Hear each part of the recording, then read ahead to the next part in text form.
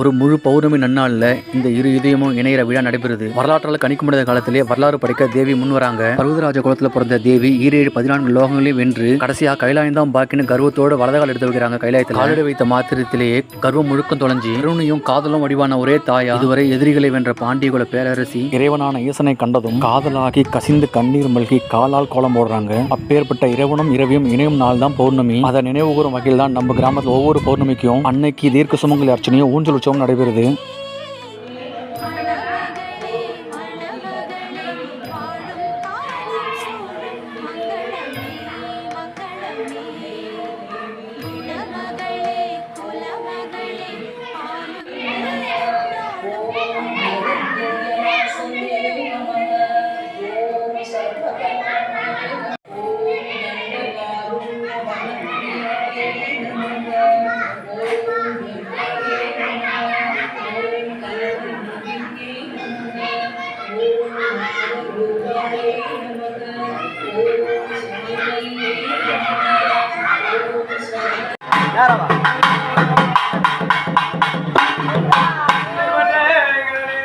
நல்லா முன்னால